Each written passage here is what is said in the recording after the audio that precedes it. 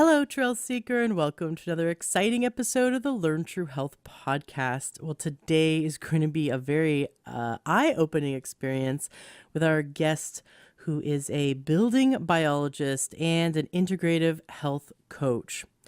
While you're listening to today's episode and you think to yourself, man, I'd love to help people gain health naturally by looking at their lifestyle, their environment, and their diet, everything about their nutrition and their mental, emotional health, and help them holistically create a healthier life.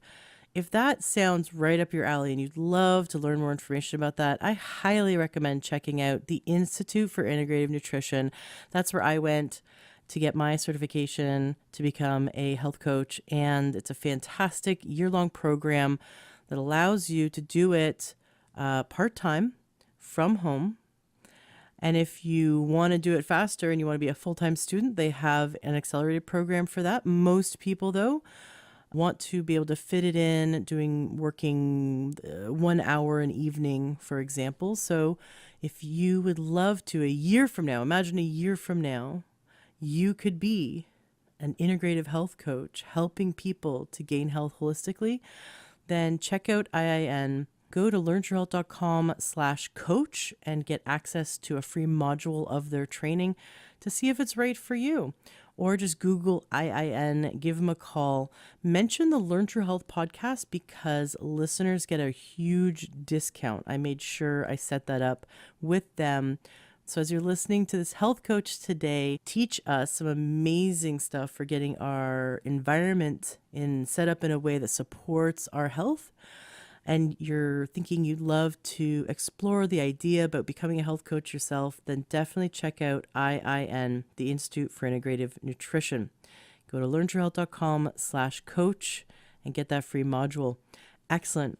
Thank you so much for being a listener. Thank you so much for sharing these episodes with people you love so that we can continue to spread this message of holistic health. Let's turn this ripple into a tidal wave and help as many people as possible to achieve true health. Enjoy today's episode. Welcome to the Learn True Health podcast. I'm your host, Ashley James. This is episode 323. We are in for such a treat today. We have with us Cathy Cooke, who is an integrative health coach. She's also a board-certified holistic nutritionist with the National Association of Nutritional Professionals. And what I love about Cathy Cooke's depth of experience is that she focuses on your whole body and your home when helping you get healthy. So a lot of people will just look at your diet, and some people will look at your supplements, and some people, some coaches will help you with your exercise or your lifestyle and decreasing stress. But a lot of health coaches and a lot of professionals and even doctors don't consider the impact that the home plays on our health. And how timely is this? Cathy, I've got to tell you, I just drove back from a pediatrician's appointment with our son, who's almost 4, who's had for the last 6 months an ongoing problem with asthma and just illness, catching every little cold. And we're doing everything right. We're, eating super clean, organic, very clean whole foods. He takes his supplements and he's very healthy generally. But we've had this just like constant problem with this breathing problem come up. And today we finally got it diagnosed officially. We did an allergy test with the skin, and it turns out it's dust mites. So how, it's just interesting. Here we are talking to you, and it's that home, our home is making our son sick. And that's something we don't think about, that we could have mold, we could have an allergy to dust mites we don't even know about, that there can be an EMF problem in our home. We often likely are exposed to EMF, which is one thing we're going to talk about today, I know. But just amazing how even there could be chemicals or off-gassing of flame retardants in our home that could be making us sick. And we're looking everywhere else. We're looking at changing our diet and our lifestyle and our supplements, but we're not looking at the place that we spend most of our time, which is breathing indoor air inside our homes, in offices. So welcome to the show. I'm very excited to talk about this today. Now, your website is wholehomeandbodyhealth.com. I love your concept. I love that you really take someone and look at their entire life, their environment, and everything when it comes to helping them get healthy. And today you're going to teach us some wonderful tips so we can all get healthy with you. So, Cathy, thank you. Welcome to the show. Yeah, well, thank you, Ashley. I'm honored to be on your show. I love your podcast. I've listened to so many episodes, and it's great to be here talking with you today. Absolutely. Now, first of all, I definitely want to hear your story because, we always start an episode learning about you, but you've got a really interesting story and a personal experience with shifting your life to gain your health back, specifically around EMF. So, before we get into your story, can you just explain what these terms mean for people who don't know what EMF is and where it comes from, what it entails? Sure, that is an excellent question. So, EMF, which we may have heard of, stands for electromagnetic fields. And so they're everywhere. These fields are all around us in our modern world because we use electricity and we use appliances and anytime we plug things into an outlet or turn on a light, we're creating these electromagnetic fields. And increasingly in the last 10, 20 years, we're having exposure from radio frequencies from all of our wireless communication devices. So they're surrounding us all the time. And we call these non-native electromagnetic fields because the Earth actually has its own magnetic field, or EMF field. It's called the Schumann resonance.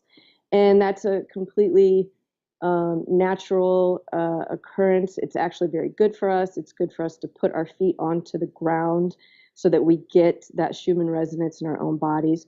But what we've done in the past 100 years, since we all started using electricity, was just kind of bathe our living environments in these electric, magnetic, and radio frequency fields. Mm.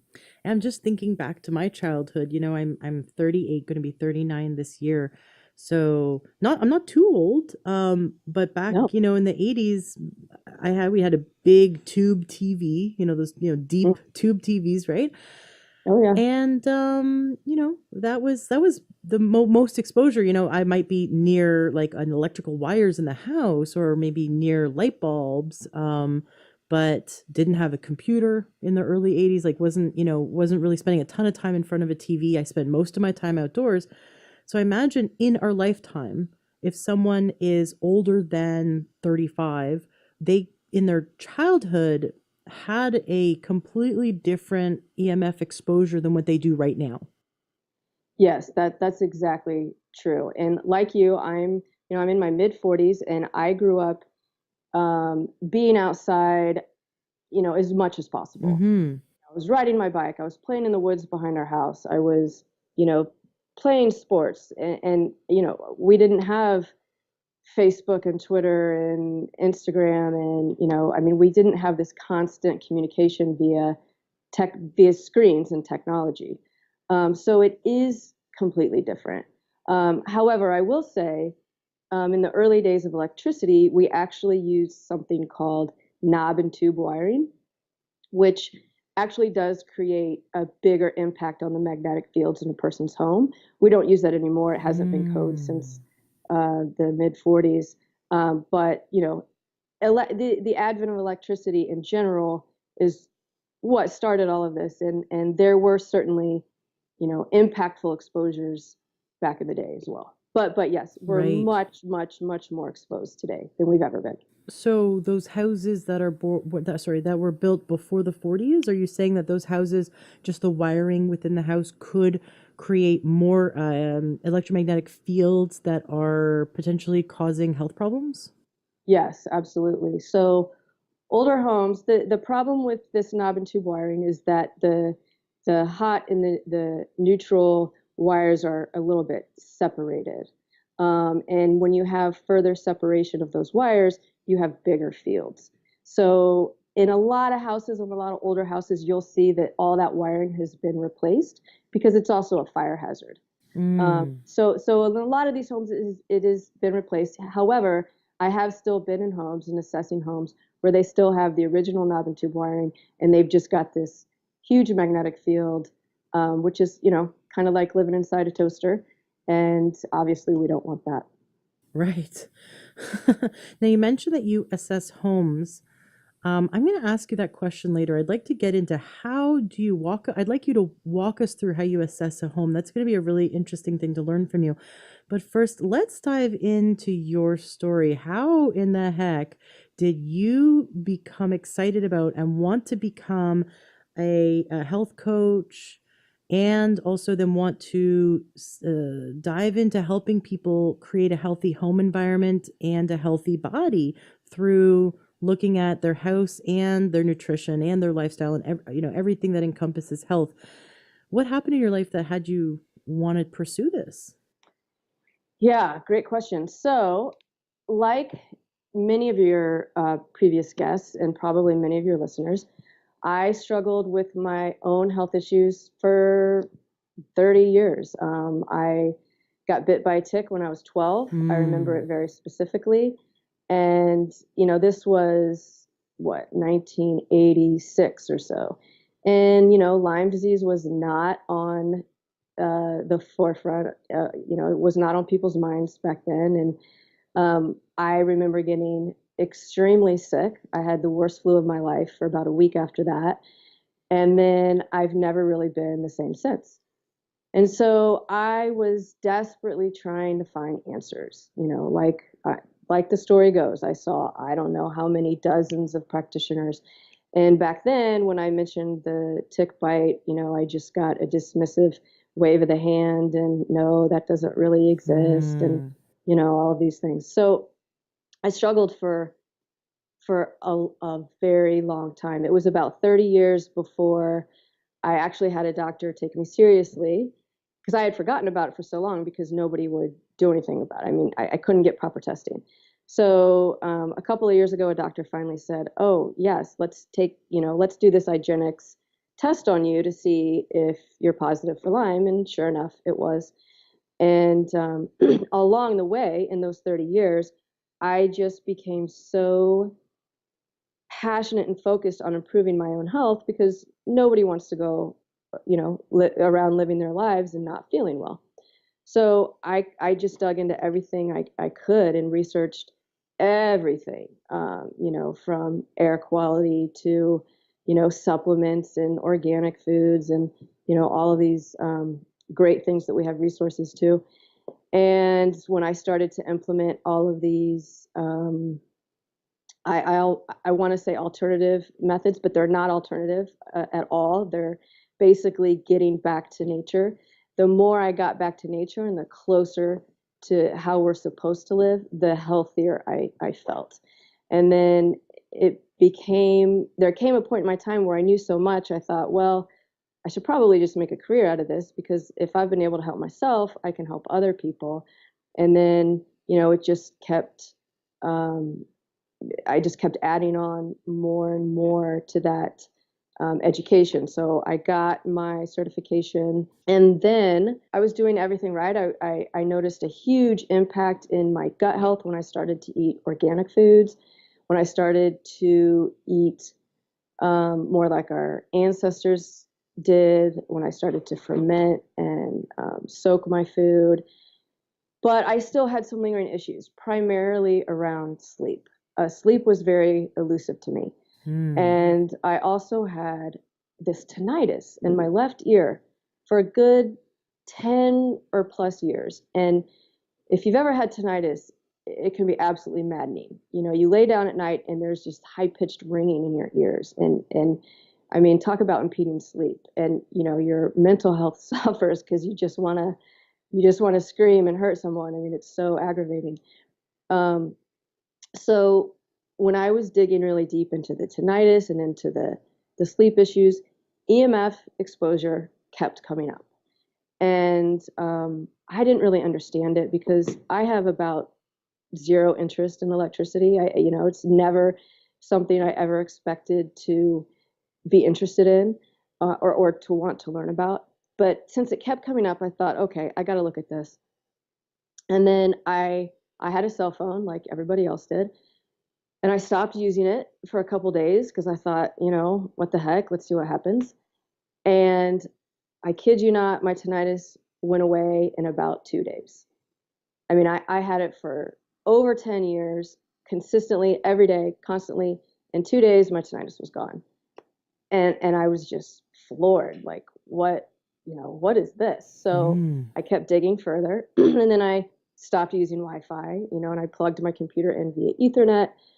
I started to understand what these other fields meant. I started to basically reduce my exposure the more I learned, and my sleep returned. And, my other kind of subclinical symptoms that I had, like thyroid issue and, mild anxiety and irritability, it all just went away. Mm-hmm. So I thought, okay, this is huge. If I can help myself this way, and I'm dealing with clients every day who have similar issues, I need to be able to help them as well. And so that's when I decided to get my training as a building biologist. Awesome. A Yeah. building biologist.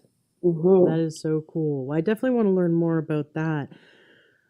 Now, how do you limit your exposure to Wi-Fi if you live in a city, or do you? I mean, if back when I Yeah. lived in an apartment, I remember there was like 200 different Wi-Fi's that I could see on my, laptop or cell phone. Now we live out 20 minutes outside, or 20, close to 30 minutes outside of Redmond, Washington, north of Microsoft, in the woods basically. And when we turn our Wi-Fi, we only turn our Wi-Fi on, we absolutely need it.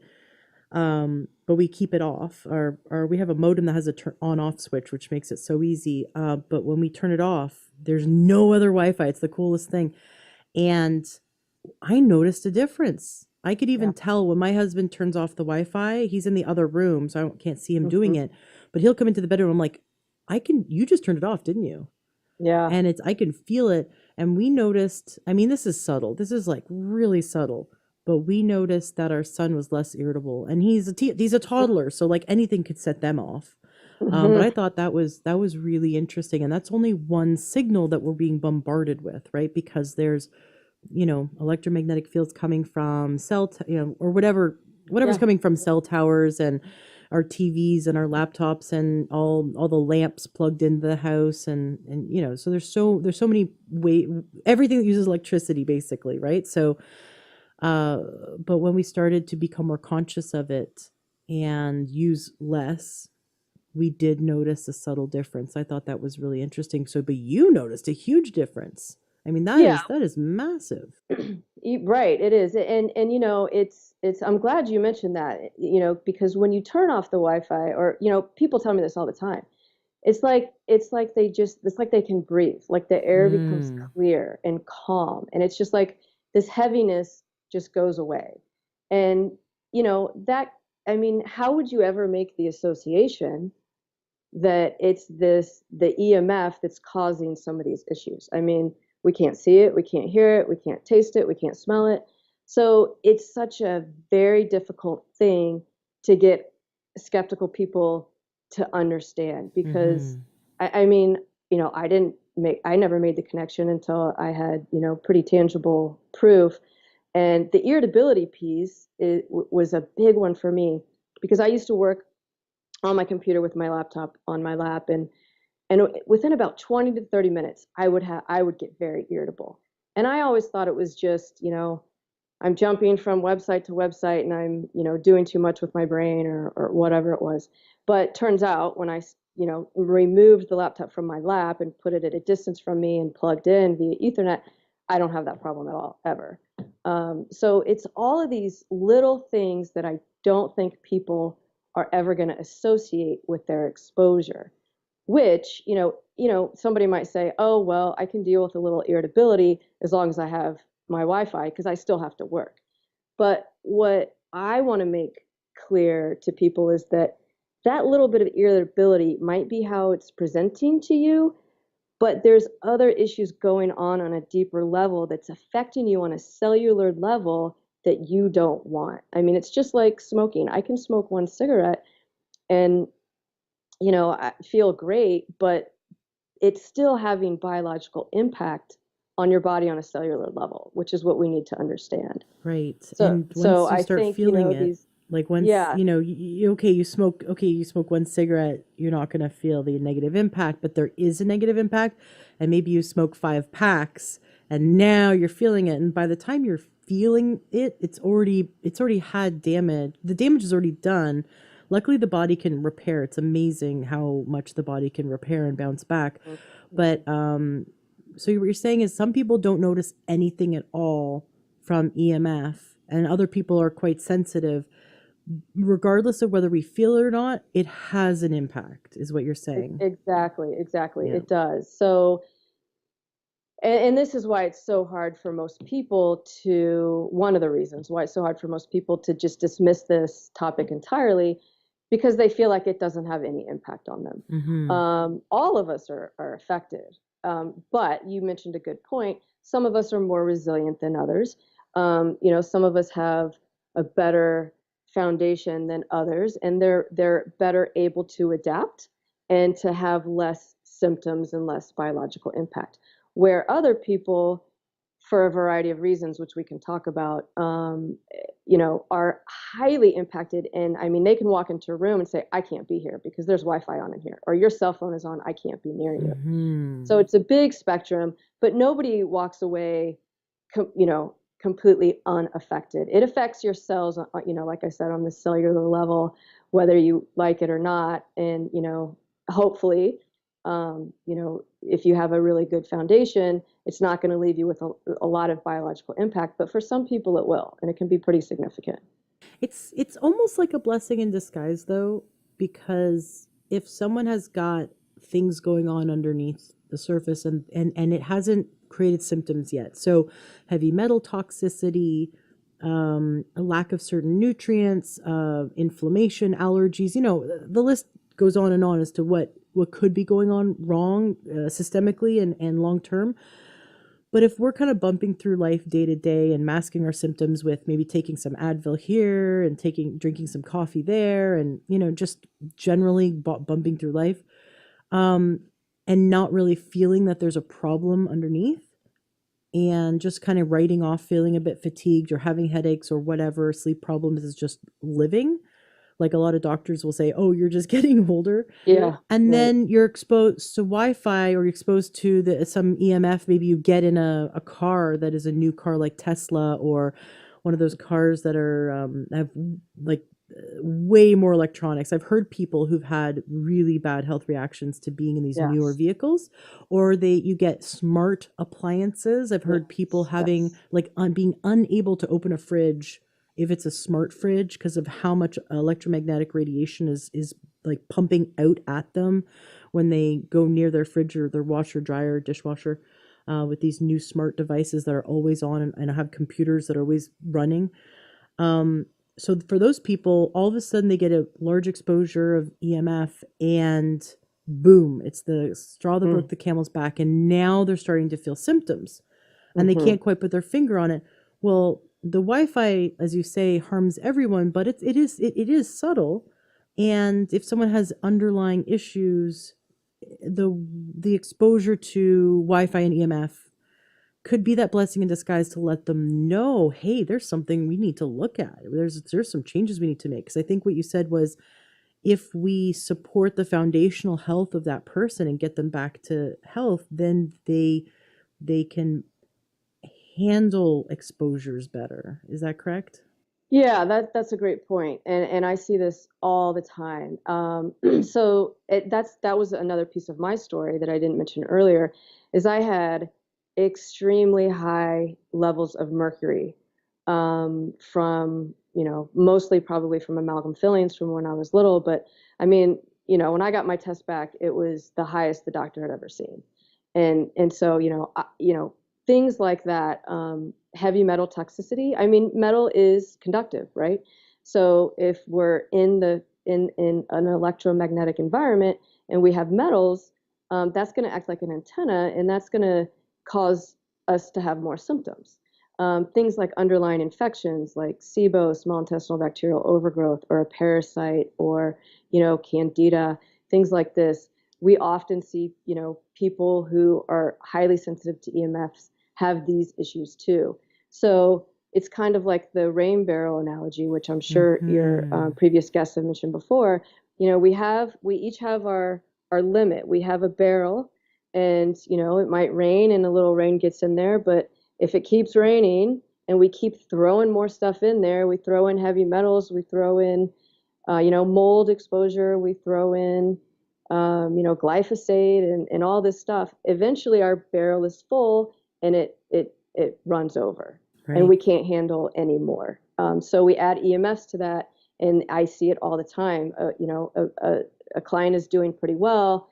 There's a new smart meter that got put on their house, and then boom, I'm having Mm-hmm. all of these symptoms. So the Mm. foundation is really important, and you're right. It can be a blessing in disguise. Some people who are highly sensitive to this stuff say, well, once I started to have symptoms and I changed everything in my life, I felt so much better because I never knew how bad I felt because I'm just going around life, like you mentioned, with coffee or with Advil or whatever it is, and I'm managing my symptoms. But when I started to address the foundation, I felt so much better.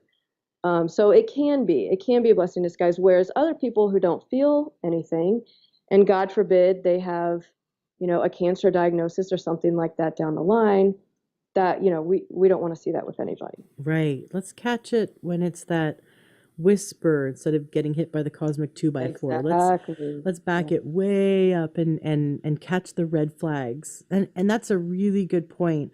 The first interview I ever did was with Dr. Heidi Samani. This is like episode 1, and that was the first thing she wanted to teach on the show is like we need to listen to the little symptoms and not write them off, and don't let your MD write them off either. I can't tell you how many people have told me that their MD said that's just part of aging, or having these symptoms. It's like, no, we got to listen to all the symptoms, because if you have headaches, or your foot hurts, or you have you have a lot of gas, or a little bit of diarrhea every few days, or something that you think just is normal, or quote unquote normal, or it's genetic. Oh, well, everyone in my family has asthma, so that's just part of my genetic makeup. No, it's that your genes are expressing a problem in this way, and we need to go look further, look deeper.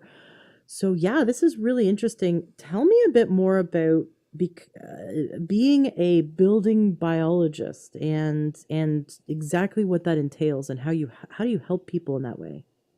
Sure. So, building biologist. So there's the Institute of Building Biology and Ecology, which actually started in Germany in the 80s, I believe. And so it's a really fascinating story. So what happened was after World War II, just like in the U.S., we promised all of our soldiers coming back, we promised them a house, right? And we also had all of these chemicals left over from the war. Mm-hmm. And so we started to build these kind of, I don't know, house in a box kind of homes for all of our returning soldiers.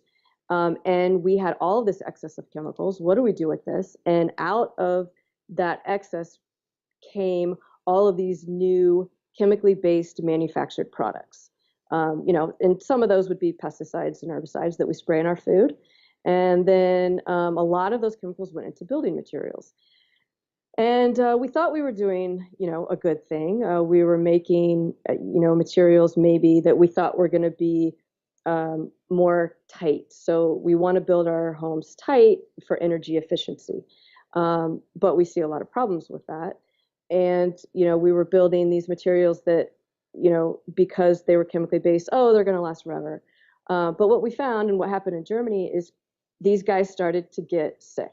People started to get really sick inside their homes Mm. because all of these chemicals are off-gassing, and their air quality suffered drastically. So they're breathing in all of these chemicals, which the body, can't do anything with, and all kinds of symptoms started to come about. So the building biology started in Germany to help these people to address their health symptoms and to clean up air quality. And what we found over time was, we started to bring in this EMF component. So we kind of added that arm onto the learning of a building biologist. And so I believe it was maybe in the 90s, we developed a branch of the Building Biology Institute here in the U.S. And then that's where I was trained. There's a two-part component. We learn both online, and then we have seminars every couple of months in Santa Fe where we all get together and we learn both air quality and EMF. So a building biologist will be able to assess your house for air quality. And what we're looking at is, of course, mold, because we know how devastating mold exposure can be. So we're assessing for that. We can assess for chemical exposure. What is off-gassing from your carpet, from that new couch you just bought, from the laminate floors, from your paint. I mean, all of this stuff it's chemicals. It's just chemicals. We're not using any natural materials for this. While, a building biologist would encourage you to, if you're going to build a home from scratch, okay, let's use hardwood floors. Let's use maybe milk-based paint. Let's not have carpet. Let's have a sofa that is made with down and wood. I mean, it's entirely possible, but these things cost more money, and so we tend to go on the cheap and buy what we can afford, and that usually means chemicals. So we're assessing the whole environment for basically anything that's causing you health symptoms. So it could be air quality, and then we could do an EMF assessment. And then we've got our professional meters, which we go around and assess the 4 fields of EMFs, which would be electric, magnetic, radio frequency, and then microsurge electrical pollution, which is also known as dirty electricity. Let's break down each one. So you said there's 4: electric, magnetic. What were the other 2? Mm-hmm. Radio frequency and microsurge electrical pollution. Microsurge. All right, let's talk about each one. So let's talk about electric first. Have we covered that already? Have we already kind of talked enough about it? Is there anything more to say to clarify what is the problem with the electric? Yeah. Sources? So these are all quite different, and it would be worth mentioning. So an electric field is basically coming from your electrical wiring. So that's pretty basic, and I kind of mentioned that earlier, but you've got wires running through your walls, which, when you think about it, is a pretty crazy thing to do. Can you imagine 100 years ago when they were, the light bulb was, invented, and then we thought, let's run these wires through our walls in our house. That's a good idea, right? I mean, it seems kind of insane when you think about it, because you're putting voltage through your walls. And what happens is then that voltage comes out into your living space.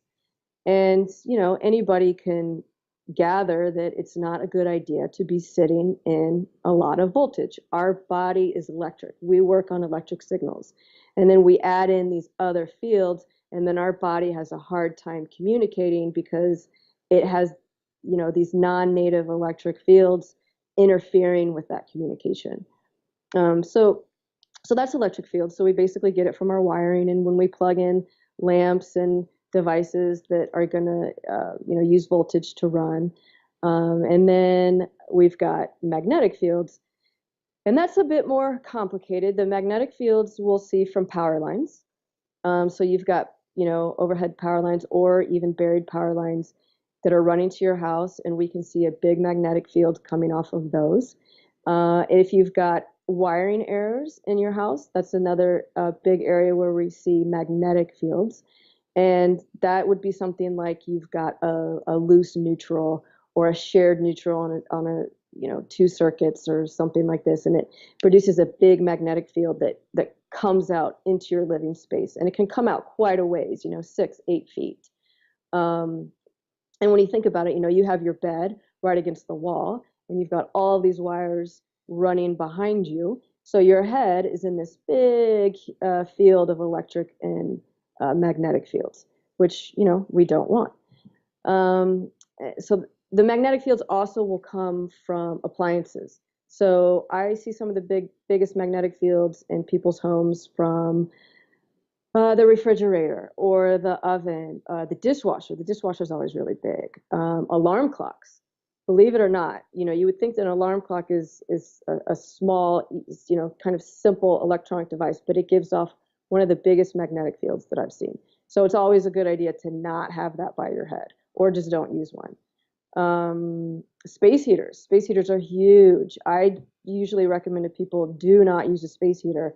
If you absolutely have to, keep it a good 8 to 10 feet away from you. Do not sit right in front of those.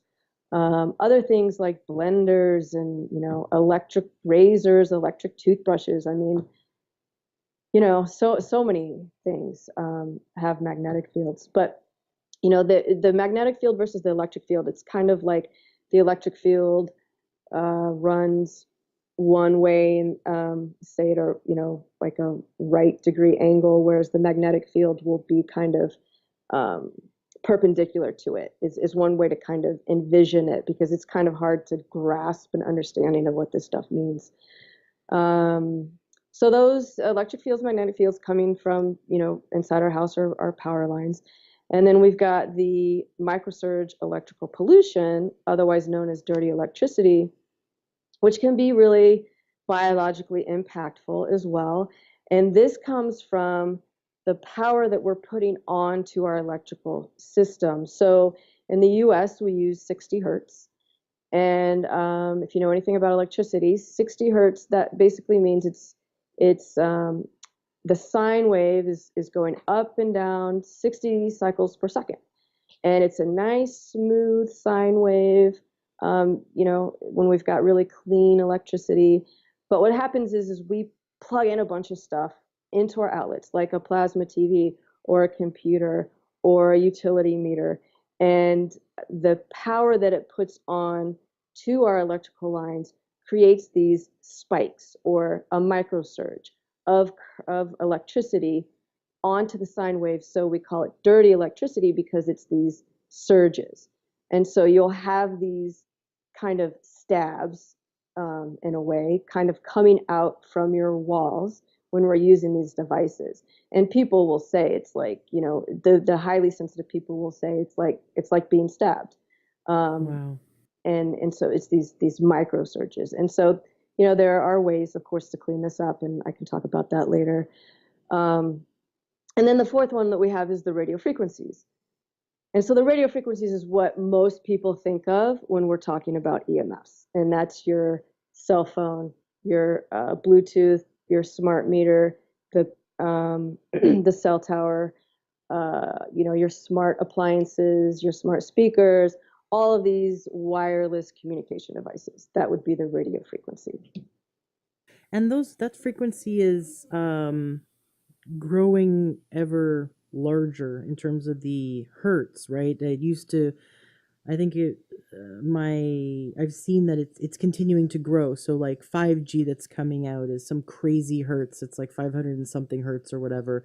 I'm not remembering the numbers right now, but and that Wi-Fi has grown. It used to be like 60 and then 120 or something like that, and it keeps going up. Yeah, right. So the more consumers, the more we have to add frequencies. So typically what we see with Wi-Fi is it's on 2.4 gigahertz. That's right. That's the frequency that Wi-Fi runs on. However, we now have 5 gigahertz Yep. because we kind of ran out of bandwidth for 2.4. So now we add 5 gigahertz. So if you open your computer and sometimes you see, your login, and you'll see your normal login, and then you'll see one that says 5G.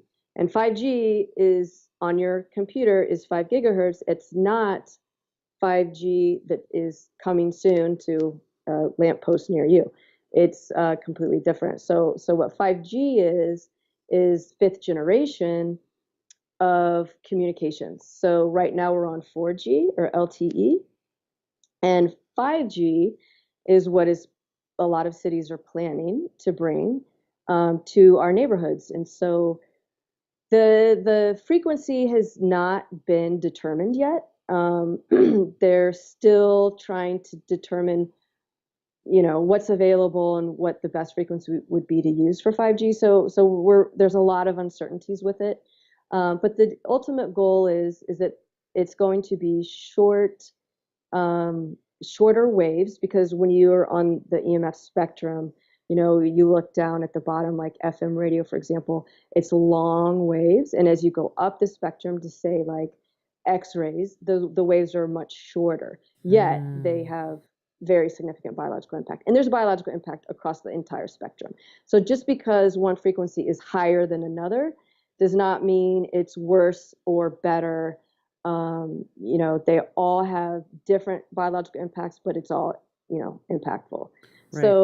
So the 5G will be that they want to put basically like an antenna on pretty much every light post or lamp post through all neighborhoods, so that it can be directly kind of targeted into your home.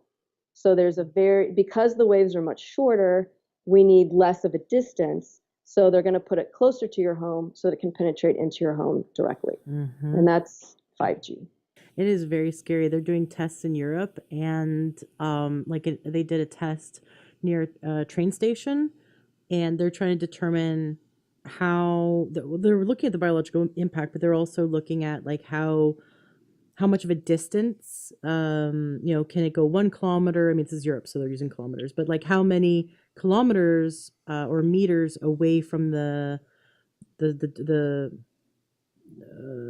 installation of 5G on top of this pole by this train station, how much of a distance. So they're playing with how much, sort of input they have to put into the device to get the amount of range that they're looking for per device that they install.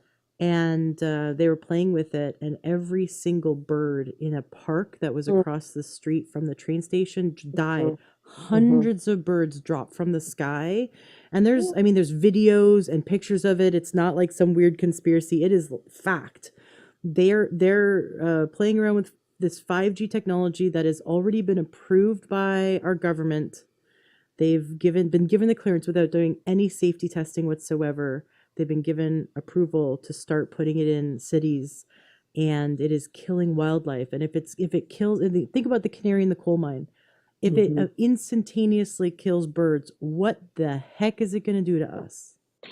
Yeah, that's exactly right. And I have seen the evidence of that story that you were mentioning with the birds. That is unbelievably frightening.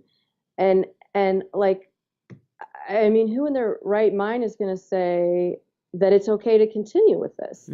But, just like with the pharmaceutical companies, or just like with, the smoking industry, the tobacco industry, there is so much money in the communications industry that it's just an unfortunate thing that, advancing this technology is the priority, which, I don't know how these people sleep at night, but there's a lot of money to be made here. So they're pushing forward with it. Yeah, they're pushing forward, and we're going to push back. So we want to make sure that we don't invest our money in this technology, and we need to be vocal. So if we just letting our listeners know, for the first thing, knowledge is power. We need to know about it.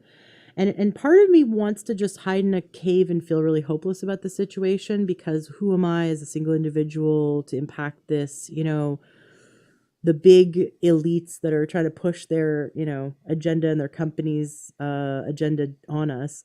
So that's that one voice in my head going, I'm just one person. What can I do? And then this other voice in my head goes, well, together we can resist this and make a stand, because we can vote with our dollars, and we can get really public and talk to our political representatives and share this information with our friends and family.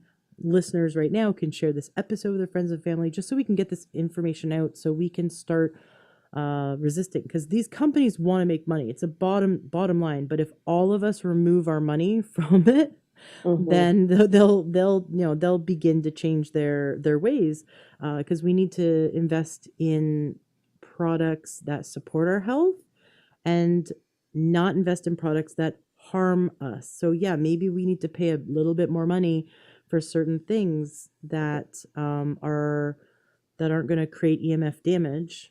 But in the long run, we're actually saving money, because we're not going to live with ill health. So that's my 2 cents around it. I'm glad we touched on the subject of 5G because I think it's really important that we know what's coming. But as for now, it's not in any of our cities at this very moment. Although I know they're testing in certain areas, but it's not in any Right. major city at the moment. So what can we do right now? Let's come back to the very present moment. Mm. What realistic things can we do that don't require too much money? Like, not going to rewire my house at this very Right. moment, but what can I do realistically? What can everyone do realistically to make sure that they mitigate and lessen the amount of damage from the electric, magnetic, radar, and microsurges on a daily Yeah. basis? Sure. So I love that you brought up that question because people, yeah, I mean, about now, people are like, I can't handle it. It's too much. It's another thing. I'm overwhelmed. I can't deal with it. But there are a lot of simple steps you can do. And so, first and foremost, I tell people don't use Wi-Fi. Like, it's not difficult to get an Ethernet cable and plug your computer into your modem or router via Ethernet. You'll have a safer connection and you'll have a quicker connection, and you're just cutting out the radio frequency exposure. So that's it's really not that difficult. And if you've got several people in your house that need to have access to the internet, you can run multiple Ethernet cords through your house. It's not the prettiest thing, but I'm not really concerned about aesthetics when my health is so greatly impacted. So that's one thing you could do. For those people that it's just absolutely not an option, you could do something like what you and your family is doing, which is just unplug it when you're not using it. If you're not using it, there's no reason for you to have it on 24/7. At a bare minimum, unplug the Wi-Fi at night because when you sleep is Mm-hmm. when you want to have the least amount of exposure to all of this because that's when the body, recovers and repairs and sleep is critical. So unplug your Wi-Fi as much as possible or plug in via Ethernet. That's a great start. Uh, you know, Another kind of bare minimum option there, it would be to put your router in some kind of shielding material. Like they'll make metal boxes that you can just put the router into, or you can buy a piece of cloth that you can just drape over the router. And those can be quite effective, very effective. I mean, So are they like EMF reducing fabrics? Is that what you're talking about? yes, exactly. And um, I've got a couple of uh, uh, I've got a link to a website on my own website. If you go to my shop page, there will be a link to like these cloths that you can buy, and there's different ones, but basically the cloths it's usually cotton or polyester, and there will be like silver threads woven through it. So you don't know; it just looks like any piece of cotton material, and then you just can put that over your router, and it will reduce your exposure dramatically, and you'll still get your signal. I got one of those when I was pregnant.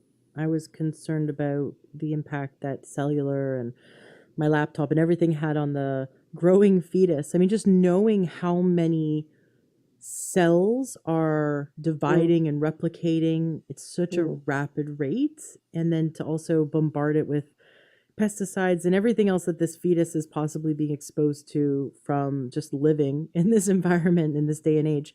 And I found this website that sells it specifically for basically moms to be and nursing moms, the fabrics that either like these gown, like I don't want to say gown, like aprons for right. nursing that are, it's like Mhm. almost like lead impregnated cloth. But I got one that was this big sort of baby blanket, and it was so soft and warm. And I basically would, whenever I sat down with my cell phone or with the computer, I just lay it over my belly, Right. and then when I nursed, I used it as well. Um, and I would play with it, like I'd put it over my head and put my or wrap my cell phone around it. My cell phone like would not receive any signal, and I was Wow. so cool. I was like, this is really neat. And I know they have smaller ones, like you're saying, on the store on your website, uh, wholehomeandbodyhealth.com. Correct. That's your Yeah. website, but like they have these ones that you can get that are pouches that you can put your wallet in, and your, everything you travel with, because that also prevents signal from getting in, signal from getting out as well. So that also prevents theft of identity. Yeah. Yeah, so yeah, neat. There's neat products that we can get that are really affordable. I like that idea of either turn, like, luckily I have the kind of modem that just has an on off switch, but for those who don't, Mhm. it's a pain in the butt to sometimes it's a pain in the butt to turn it on and off, because then it boots up Yeah. and all that. And so or unplug it. So if it's a pain in the butt to do all that, then you're just saying get a one of these cloths Yeah. that you Just, can yeah. drape Right. over it, that limit the exposure that comes through. But what if someone lives in an apartment complex, or they live in an area with lots of houses, and so they're being exposed to everyone else's Wi-Fi? Obviously, it's less because you're not Yeah. near their modems. Do we sleep in a Faraday cage? I mean, how can we make our house a healthier environment so that or lessen the exposure to all of the electromagnetic frequencies? Yeah, great question.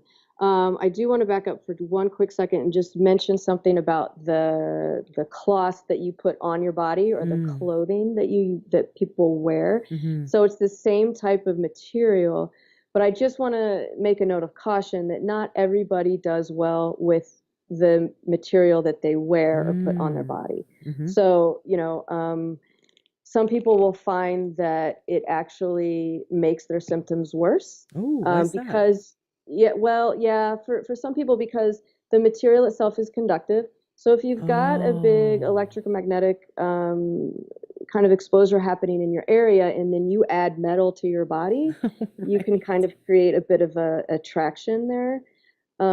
So, and some people wear them and they feel great, and some people wear them and say, I feel much worse. So I just want to make a note of caution that, for some people, the clothing can be good. A lot of people don't recommend it at all. Some do. So it's just a really kind of variable, product to just use caution with. What about Uh, wearing jewelry? yeah, well, for the highly sensitive people, they take their jewelry off. It does not serve them. I mean, we're getting to, kind of a nitpicky area here, and most of us will do fine with it. But if you're highly sensitive and you think that some of these symptoms are related to EMFs, then just don't wear it. Got it. Yeah. Yeah. Okay. Um, but I want to address your question about the apartment, or living in a highly densely populated area. That's a great question, because you're right. We open our computers or our laptops, and we look at our signals, and we've got 30, 40, 50, 100 signals. And one thing I want to mention about that is the antenna in your computer is highly sensitive.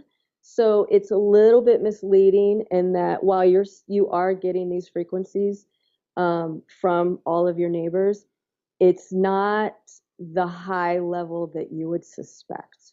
So you still are impacted by everything your neighbors are doing, but I would just say what it looks like on your computer is probably not as damaging as you might think it is.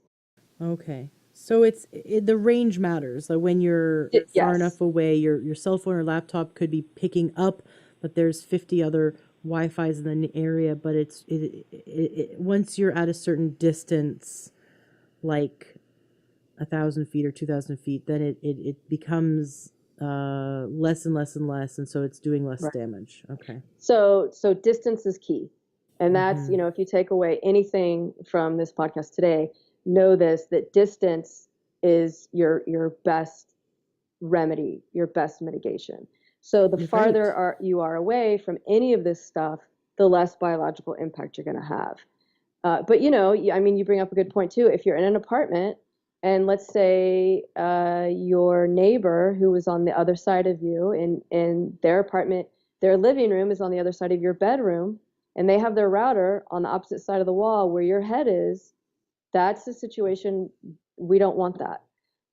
You're sleeping in a large radio frequency field. So there are considerations about having neighbors with a lot of devices. So the first thing is, you take care of your own space because that's going to be where your biggest impact is. And then, I mean, really the only way to really get an accurate assessment here is to have a building biologist do an assessment on your space so that they can then tell you, okay, you can't do anything about your neighbor's Wi-Fi, but if you put your bed in this corner, you're dropping your exposure by 50% or whatever it is. Because you've got a device Or that reads it.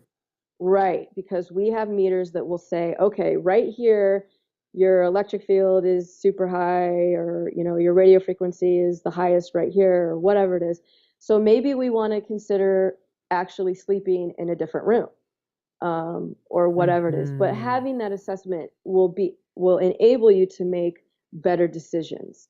And then there's also, you can talk to your neighbor. Sometimes this goes really well, sometimes it doesn't.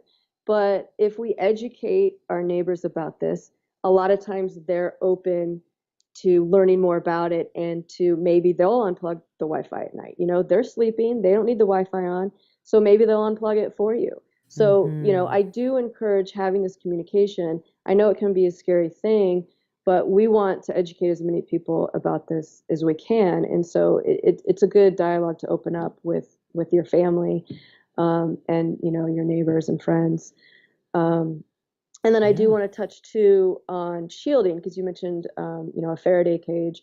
And what a Faraday cage is essentially some kind of metal enclosure, so that when you get inside this enclosure, the metal, and usually we're using like the fabric, like a canopy or this shielding fabric. When we get in that enclosure, the metal blocks mostly the radio frequencies that are coming into that space. So these canopies and, building something like a Faraday cage, they can be appropriate in some circumstances, but this is not a DIY project. This is something that you have to do under the guidance of a qualified EMF assessment specialist or a building biologist, so that you do it correctly, because you can make the situation a lot worse. Because if you're using this conductive material, and let's say you've got a high electric field coming off of your wires, that can, and the canopy is not properly grounded, you're increasing your electric field, and you can make the situation much worse. So shielding can be a great option, but you gotta know what you're doing, and you gotta work with somebody who can walk you through this to do it properly. Very good advice. Yeah, I've had someone on the show that talked about buying a Faraday cage that was a wonderful, beautiful looking canopy over your bed. That there's a woman actually locally, somewhere in Seattle, who makes them. You just send her the dimensions of your bed and how you want it to look, like in terms of what side you want it to open on, or how many openings do you want, and she'd make it for you. But that you bring up a really good point, that just don't go out and get this, electromagnetic frequency dispelling canopy, this lead penetrated or silver penetrated, cloth to live under like a tent, because in certain circumstances you could be making it much, much worse by amplifying your exposure if not done correctly. Yep, absolutely. Okay, we don't want that. No, we don't. No. You probably know this, but for those listeners who don't, way back, I don't know, it's just like way back 200 episodes ago or so, I had on Sal LaDuca. Yes, I listened to that one. That was great. Gosh, that was such an eye-opener. Mm-hmm. I highly recommend everyone listening to that episode. He had some really interesting stories about people who would have insomnia, and then he would come in and tell them, oh, well, it's something as simple as you have your lamps are plugged in right by your bed, and your bed's metal. Like, we don't think about this because our bed's nice and soft and warm, and we don't think that there's a bunch of metal springs and a metal frame and that's creating and then plugged in right beside it is a wire, and because we don't see electricity or we don't feel an electrical current, you know, if we're not trained in understanding electromagnetic fields, which I remember doing science class in high school and being so mesmerized by electromagnetic fields. And so I think it's really neat. Like you can take metal shavings and put it around a wire and then plug the wire in, and all the metal shavings will move to in the shape of the Oh, field. I mean, just to give you an yeah, example, yeah. like every single wire in your house, plug like charging your cell phone and plugged into your lamp beside your house, it has a field coming off of it that is conducting electricity, and we're all impacted. And that just blows my mind. But the fact that if we're our bed is near one of these wires, regardless of whether the lamp is turned on or not, our entire mattress and bed is now conducting a field of electricity around us, basically, and impacting our body. And people would have insomnia from it. And just imagine these people that go to an MD, and I mean, God bless the MD. They're following their training. Okay, we've done everything. You followed sleep hygiene. You still can't sleep here. Let's get you on some Lunesta or whatever. And now the person's having to live a drugged life and take a drug to go to sleep and take another drug to wake up, and all the side effects that come with that. And all they had to do was unplug the lamps near their bed and just plug them in a different wall, or figure out a way to live in a life, maybe having a battery operated LED lamp that they can, turn on and off or something, right? And then the kids who have insomnia and the babies who have insomnia, it turns out that there's like a white noise machine plugged in right beside their crib, or a lamp beside their crib, or a humidifier or a dehumidifier, whatever. And that is also creating the same problem. And kids, man, you really see it in kids. I can't believe when we started learning about this and lessened the exposure, how quickly we saw shifts in our son.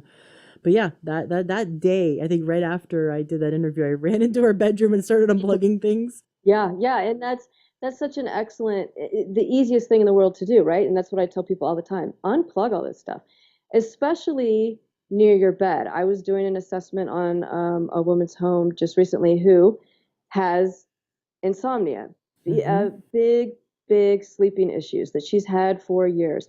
And so I'm walking around her bed, picking up these high electric fields, and there's a power strip underneath her pillow. Oh, no. Yes, yes. And I'm thinking, okay, no, do not have any wires running underneath your bed, near your bed, around your bed. I mean, unplug everything. A lot of us like to sit in bed at night and read as we're, getting ready to sleep. And I understand that, but um, I would just discourage you from using a lamp because of that electric field that's coming right next to you.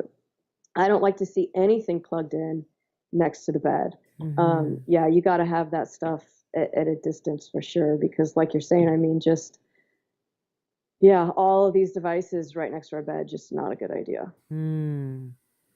So what other simple tricks can you incorporate for us? So thinking about like, so if we unplugged everything near our bed, could we get like a little battery? I mean, obviously people want to use their cell phones as their alarm clocks, but Yeah.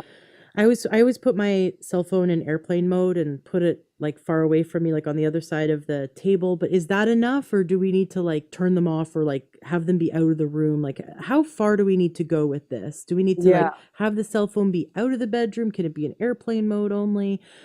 Should we switch to battery powered like LED lights, and instead of light plugged in lamps, and battery powered alarm clocks instead of a cell phone? Like, give us the rundown. What should we do? So,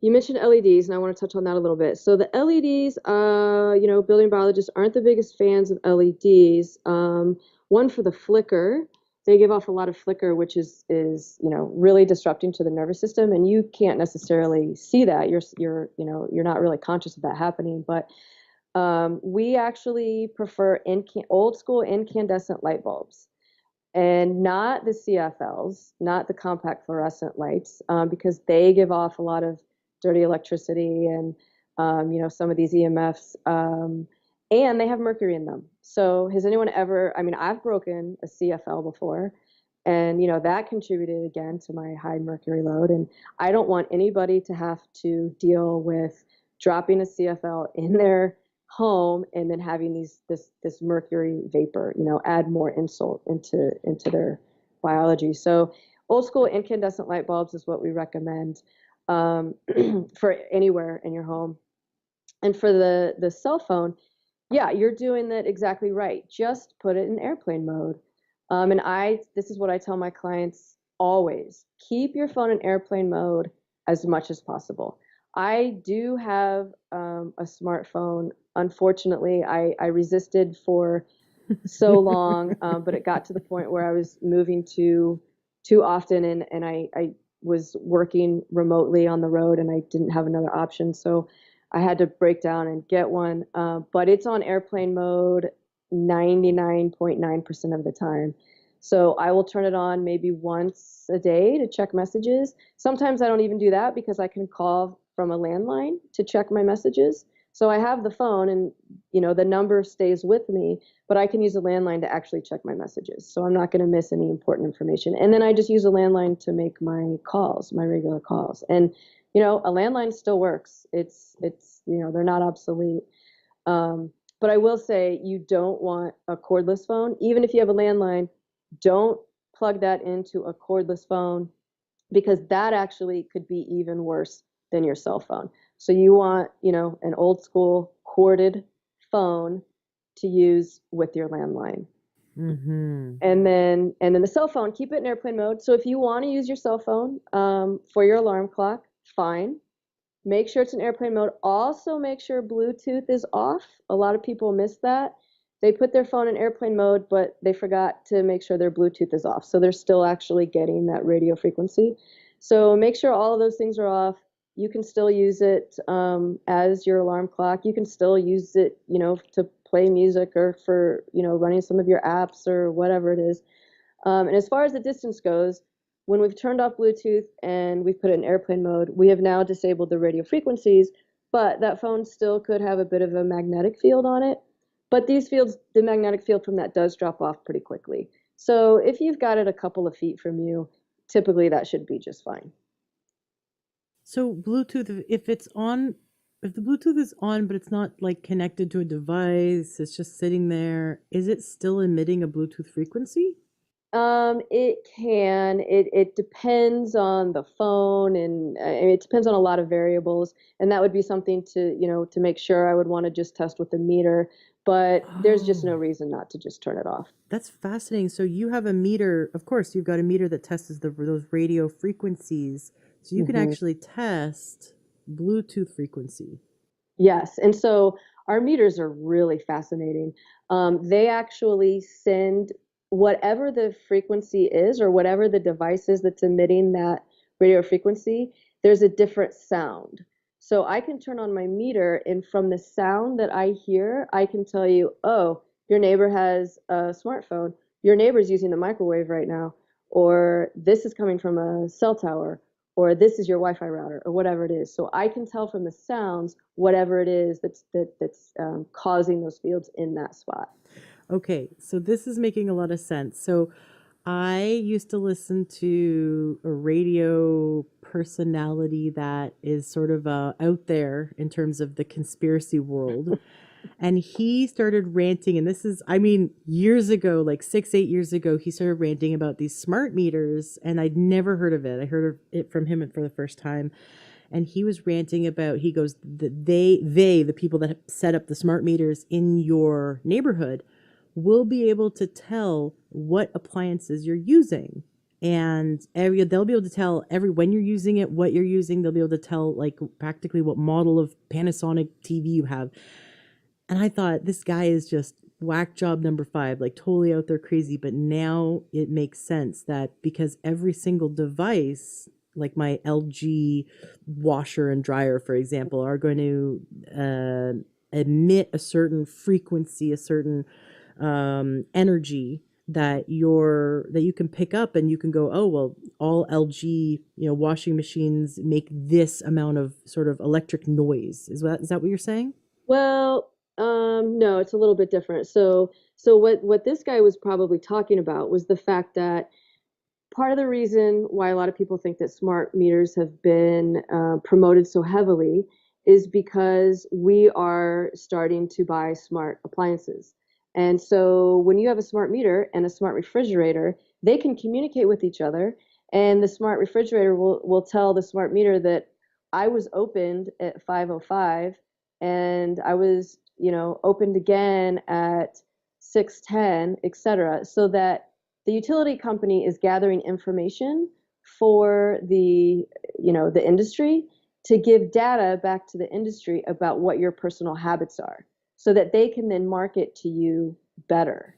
Mm. So it's about gathering data about your personal habits. And this is actually, I mean, this is a very real thing. If Mm-hmm. any of your listeners have not seen the movie Take Back Your Power by Ooh. Josh Del Sol, I would highly recommend that. He did a documentary about smart meters and all of the conspiracies that go around it. The fires happening from smart meters, the collection of data, the privacy issues. It's really fascinating. So I would recommend going to his website and checking that out because it's very insightful, Oh, I'm very so enlightening. excited. You just gave us a movie to watch this Yes, weekend. yes. So Josh Del Sol, Take Back Your Power. Is that something we can find like on YouTube, or just go to his website? Yeah, just if you Google "Take Back Your Power," it'll come up. Okay. And he's even got like a free ebook on there, 5 quick ways to reduce your EMF exposure, which would be probably beneficial for everybody. Great. Well, I'll make sure the link to that, and of course the links to your website as well, will be in the Mhm. show notes of today's podcast at learntruehealth.com. And just so listeners know, if you ever are thinking, man, I want to listen to the other episodes that Ashley's done on EMF or whatever, asthma or gluten or veganism or whatever floats your boat, you want to learn more about it, you can go to learntruehealth.com and use the search bar and type something in.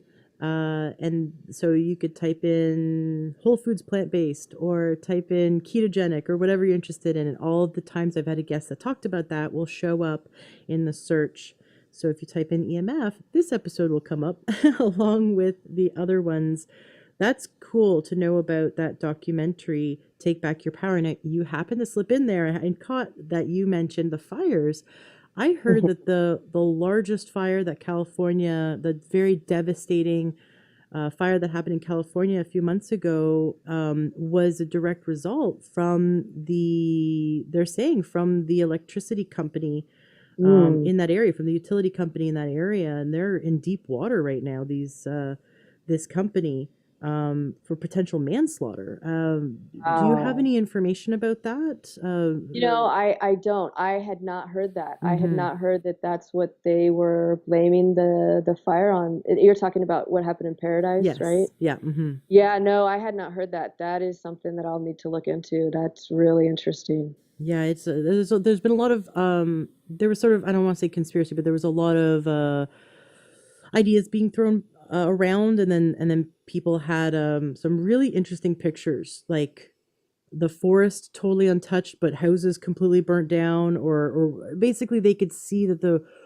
this large fire that consumed the entire town, took down buildings, but it wasn't coming from a forest, because originally they said it was a campfire that came from the forest, but they're seeing now originated from houses and Mm. went outwards, not forest, and went inwards to the town. Wow. And so they've now, and I saw on mainstream news that they've traced it back to the delinquency of the utility company. So I mean, I haven't been paying too close attention, but again, this is coming to those smart meters that can catch fire and all this stuff. So interesting. And Wow. again, we need to be informed, and so we can take our actions that are within our power, right? Absolutely. Saladuca brought up another interesting point, that sometimes this dirty electricity can come from a transformer that feeds into all the houses on your street. So something that is sort of out of our it's out of our reach in terms of what we Yeah. can affect. So and that whole, every house on that block, if a transformer down the street is malfunctioning, not malfunctioning enough for them to correct it, but malfunctioning enough to cause these microsurges, like you said, and dirty electricity, what can people do on a daily basis to mitigate that? Yeah, I'm really glad you asked that. So there are things that we can do, and typically, what a building biologist would do is help you to install dirty electricity filters at your panel, at your main breaker panel, or Mm. there's other like inline filters that get a little bit more advanced, but there's two companies that make filters, Greenwave filters and Stetzer Graham filters, which are specifically designed to help bring down some of this dirty electricity that's on your power lines. So, again, this would be something that you would do with a qualified building biologist or another EMR specialist to help you identify how much dirty electricity you have on your lines, and then help you to install some filters at your panel or plugging these into certain outlets around your house. And I do have a link to the Greenwave filters on my website, and they can be really great. But I would just again say this isn't something you just want to go buy and plug in, because if you've got, let's say, a wiring error in your house, like you've got a loose neutral or a shared neutral somewhere, and you plug one of these filters into an outlet, it could actually exponentially raise your magnetic field. So you need to know how to test this. There are meters. I actually have a couple of links to some meters that the layperson can buy. They're 150 to $200, and you can do some of this testing on your own. But I just exercise. I really want to make sure to exercise that you need to use caution with this, because you don't want to make your situation worse. So if you do want to get a meter, or you want to get some of these filters, you got to know what's going on in the environment and make sure you contact a building biologist like myself or somebody else that can help you to make sure that you're doing this properly. Right, right. Yeah, Sal Good brought up how potentially dangerous it could be to do stuff on your own. Like he talked about a homeowner that was found dead in their home because Oh. he was deciding to do his own plumbing. And Mm. I did not know this, but that it's common that electricians will uh, ground the house by attaching the ground to piping, the copper piping or whatever metal piping in the house, because the Mm. piping's going into the ground, so it's going to ground it. But that there have been enough cases to warrant further caution Mhm. where the electrician, it was a live wire, and we don't notice it when we're turning the sink on because it's grounded.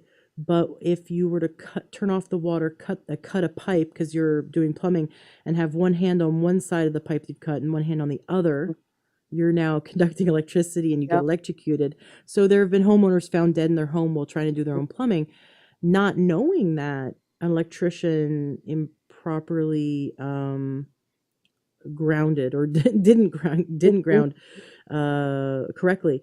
So I can imagine also trying to install your own filters. You'd want to get an electrician or someone who knows what they're doing to work with you. And like you said, we'd want to also work with a building biologist, because in the cases that we're trying to make something better, we could end up making it worse, right? Exactly. Yeah. Yeah, absolutely. I mean, as a general rule, if you're, limiting the amount of devices you have, cutting back on screen time, unplugging stuff, that's all great. We can all do that. Putting your phone in airplane mode, absolutely. We all want to do that. But when it comes to plugging stuff in, wires, electric current on your water pipe, you need a professional to help you out with that. And I do want to mention, a lot of people will recommend turning off your breakers at night. And I agree with that. Turning off, if you want to turn off your main breaker, go for it. But just one caution, that some people will turn off just the breaker to their bedroom. And I do this. I turn off the breaker to my bedroom. Absolutely, because I want to, reduce any of that microsurge electrical pollution or the electric fields or any magnetic fields. But if you've got your bedroom adjacent to another room that are on different circuits, and you turn off the circuit to your bedroom, you might actually increase your electric field because that other circuit was helping to actually cancel out some of that electric field. Whoa. So, right. So, I mean, a lot of people are just turning off their breakers without testing to see what happens when you turn that off. So it's just another area, either get a meter for yourself or have somebody assess this for you so you know what's actually happening before you start messing with this stuff. Thank you for bringing that up. I'm so glad you said that. Again, it comes back to, if you're going to start messing with stuff, do testing. Just like Yeah. in health stuff. Like, don't take, don't change your diet willy-nilly and take, supplements and without knowing the dose. Just like, throwing darts in the dark. I think I'm going to take five pills of vitamin C and 10 pills of calcium, and just because it feels good to do it or whatever, like, but not knowing like what your body needs and where your body's at. Like, taking too much vitamin D, and most people are vitamin D deficient, but given this analogy, if you weren't vitamin D deficient and you took mega doses of it, you can put more stress on the body and it's not helping. Right. And so it's like, you should know where you are. So that's why getting annual vitamin D, and it should be covered by your insurance, to get your vitamin D tested once a year. And if it isn't covered by insurance, it's a $50 blood test. It's, it hopefully, won't break the bank, but to know where you are, do the testing and know where you are. And then you'll know how much vitamin D to take. As an example, get the testing done and know where you are. Don't do things willy-nilly, right? Now, everyone knows to do the foundations of health: drink more water, eat more vegetables. You don't need to do testing for that, or get some exercise. But in terms of when you start playing with things that can really affect the body, like supplements and herbs and even medications, you're not going to just get on if you have diabetes, well, I'm not going to test you, but I'm just going to throw you on this insulin and just, take however much you want. So we get really specific when it comes to testing our body.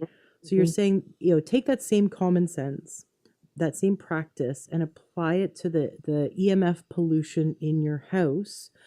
And every time you change something, test to see if it helped or if it harmed, because the goal is to go in the right direction. And even, some people would benefit from turning the breaker off. Some people won't. The only way we'll know is through testing. So thank you for these very wise words. Common sense is not common. I don't know why it's called common sense, because it's not common. It's not common.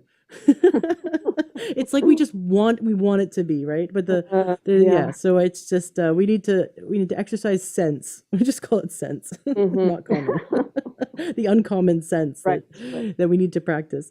Awesome. Now, okay, for those people who live in the real world and need to have their cell phone on them at all times because of work or whatever, or a slight addiction to Facebook, pointing at myself here, or we have to work in front of a computer all day long, right? So those of us who live in the world of screens at our faces at all times, what should we do to mitigate that? I know that this is how we got you on the show, because I know we were having a nice debate or a good discussion in our Facebook group, the Learn Trail Facebook group.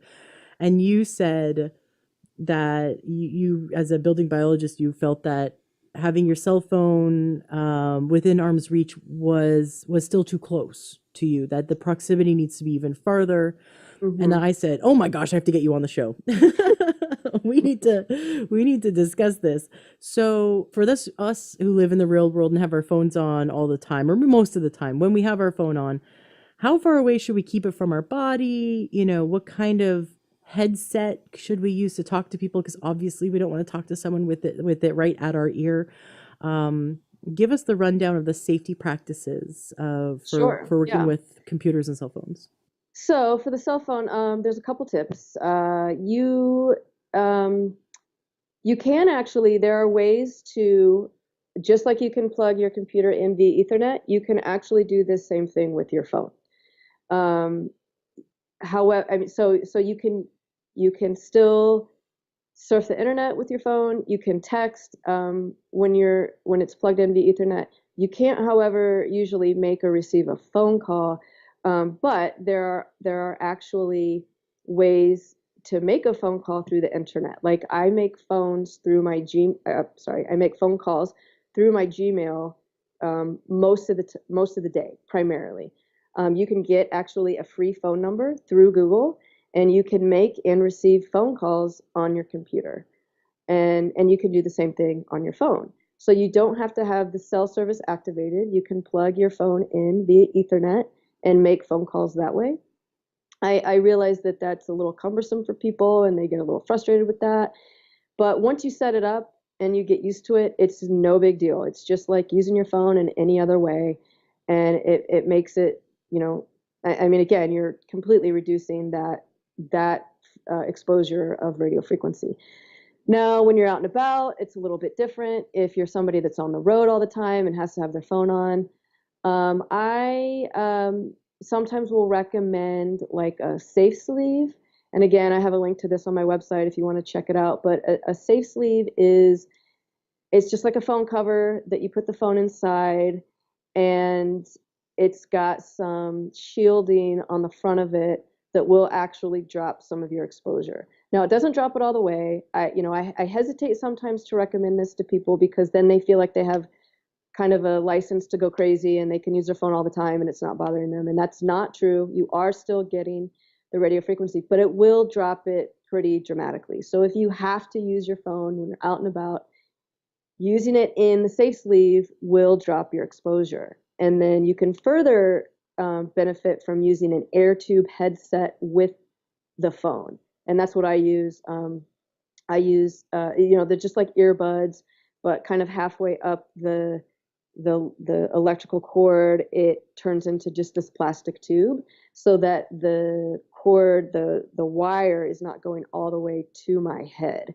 So it kind of cuts off that, any of kind of an electric field that would come right to my brain. So an air tube headset and a safe sleeve, you can get those, at the same place, and that will help. And there are some other shielding covers that you can put on your phone. I haven't tested them all. I wouldn't recommend this to anyone without actually testing them myself, but I have tested the safe sleeve. It does drop some of that exposure. So that's an option kind of when you're out and about if you can't hardwire the phone. Very cool. Excellent. Yeah, I have one of those and I never thought to use it while I was using my phone, the safe sleeve.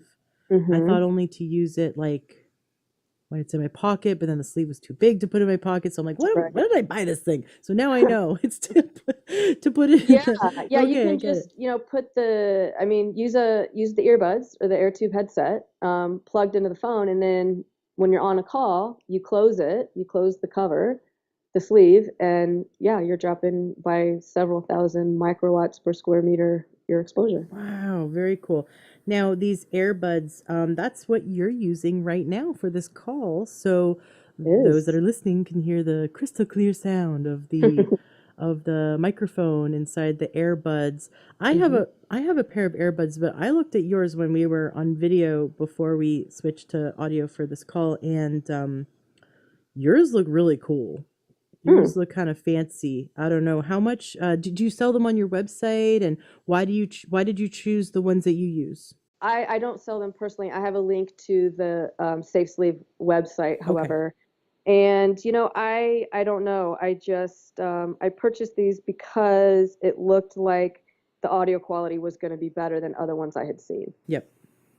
Well, I'm really impressed with the audio quality. So Good. they're way better than what Apple just gives you with your Yeah. phone. Like, oh my gosh, those are the worst for doing interviews. Right. So no, I'm impressed. So awesome, Good. excellent. Yes. Okay, so we're using earbuds, which really limit. There's nothing electromagnetic right by your head, and Right. there's no Bluetooth right by your head, so that's good. Putting the sleeve on your cell phone. Now, what about the laptop? Um, would you just have them put like some kind of material in between their lap and the laptop?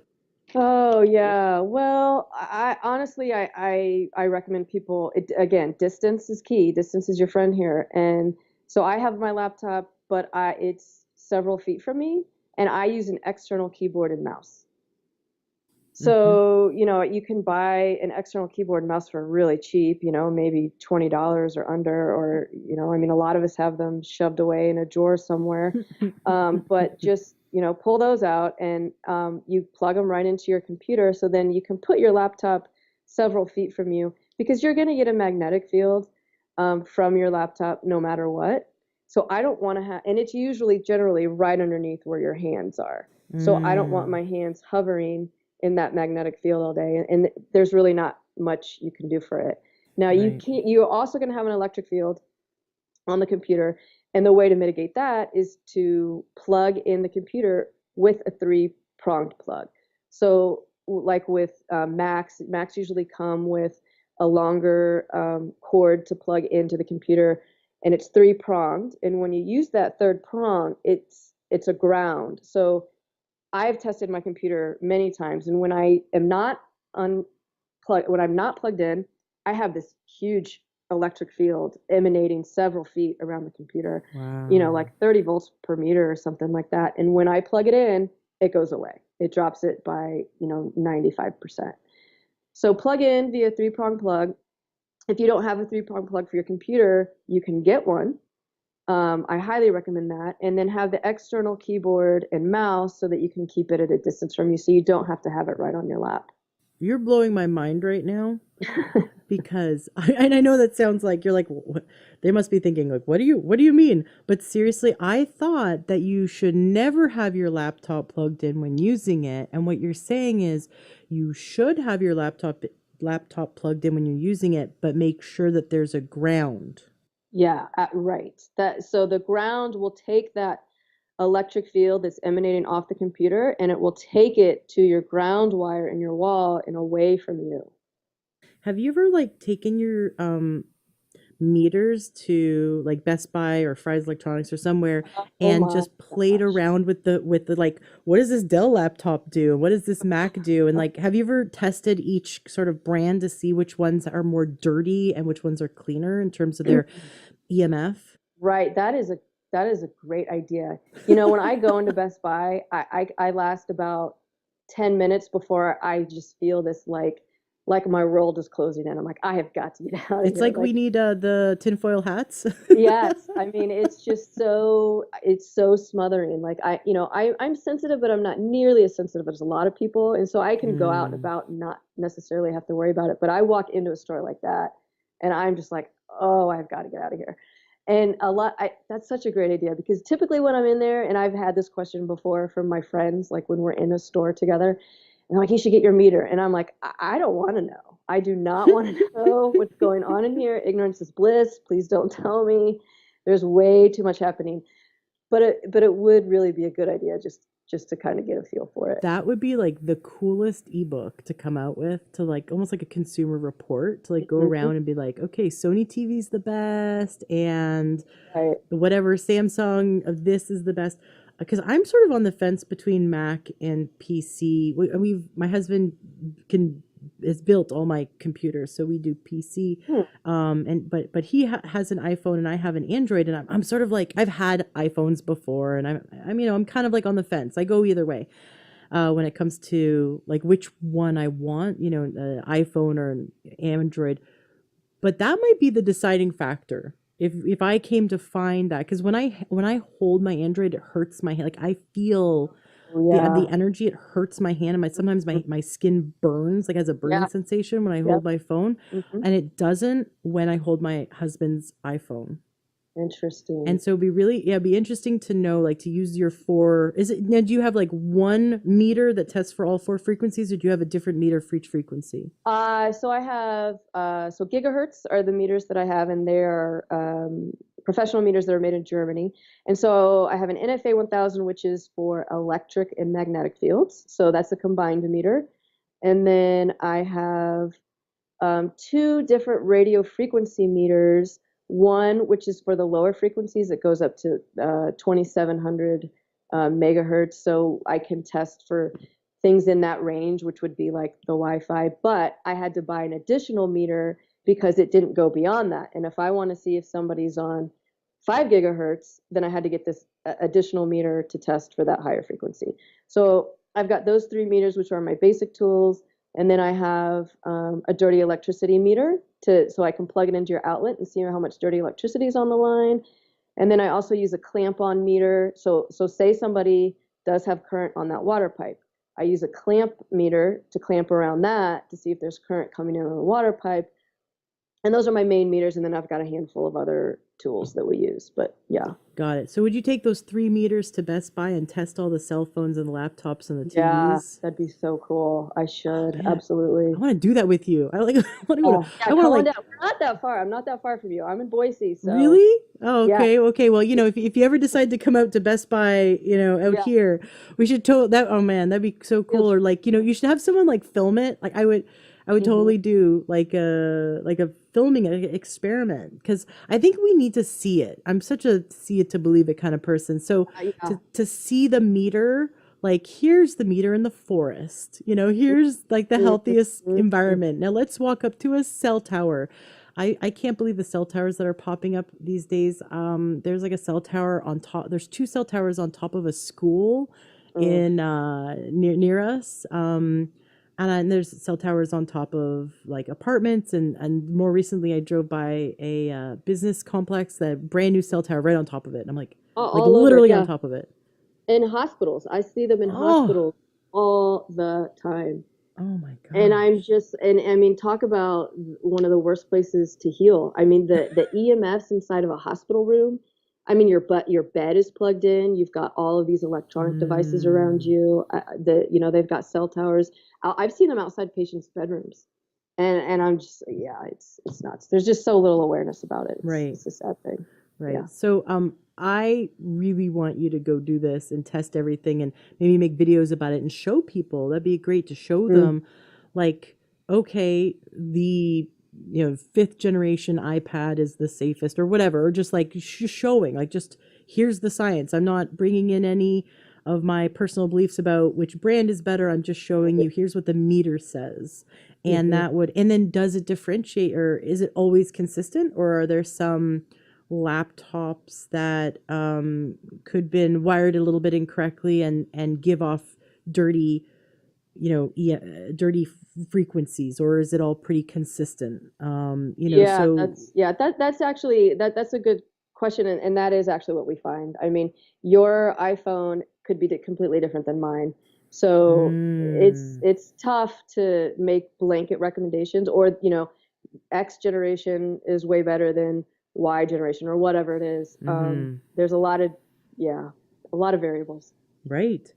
But this would be fun to show people, even Hmm. just showing them, Hmm. here I'm walking into Best Buy, look what I'm being exposed to. Because if we kind of change the idea in our mind, like we all know that being exposed to radiation, like X-rays and Fukushima fallout, that's, we all know we don't want to be exposed to that. And so we Hmm. need to kind of switch it in our mind that electromagnetic fields are like, it's the same thing, in that we're being bombarded with a energy that is doing damage over time. Yeah, and I'm glad you brought that up because I just want to mention that if you Google, is my cell phone safe, you're going to find pages and pages that say it's perfectly safe. And there's been no studies done to show that it's going to cause health symptoms or it causes cancer or whatever. And I just want to make it clear that that is not the case. I mean, there is so much science on this. It's just been swept under the rug, and the communications industry has done an excellent job of kind of, a smoke and mirrors game of, oh, don't look over there, look over here. We're showing Mm, you that it's safe. And the reason why they're saying this is because typically when they're testing the radio frequencies, they're using something called the SAR rating, or the specific absorption rate, which that basically means how much tissue is heated by the device when in close proximity. So they're testing cell phones next to, your head or a rat's head or whatever, and they're trying to see how much of that tissue is heated. And then they're saying, well, there wasn't any heat produced, therefore your phone is perfectly safe. But that is not accurate to reflect the biological impact coming off of your cell phone or some of these other radio frequency devices. And I mean, there is so much science to show that the radio frequencies are actually impacting our voltage gated calcium channels. And what that means is basically certain cells in your body have calcium on the outside of the cell, and it should not have a lot of calcium inside. And when we're exposed to these radio frequencies, that voltage gated calcium channel is impaired, and calcium kind of dumps into the cell, and then we get reactive oxygen species, and we have all this oxidative stress. And that has been, conclusively proven. I mean, nobody's debating this, but it's not out in the mainstream because, you look at all of these studies when you put this into Google that the industry has funded for this specific absorption rate, which is kind of fooling you. It's not looking at the actual science. So it exists, and I have a few links on my website to show you the science if you want to dig into this a little bit more, because, I tell people all the time, you can't deny that there is no science just because you won't read it. It's there. You just have to take responsibility and know that it actually exists. Yeah. You're calling us out. Well, I mean, I just, people want to just ignore it because it's just too much. And I get it. I mean, ignorance is bliss. And sometimes I wish I didn't know all this because I have to think about it and I have to mitigate it. And it's an issue. But for those of us that are suffering, and, a few of these little changes is going to dramatically impact our health, well, then it's worth it. We have to do it. Absolutely. We were just walking by the huge, long cheese aisle, the refrigerated cheese aisle at Costco, just walking through to get to the next section. And my husband and I were reminiscing of the days when we were cheese eaters long ago. And we thought for a minute, wouldn't it be wonderful to have that ignorance is bliss moment and just gorge ourselves on cheese? And then and then we both came to the memory of what we felt like directly after eating cheese and how horrible and sick we were chronically. And it's okay. I wouldn't exchange good health for that minute of pleasure.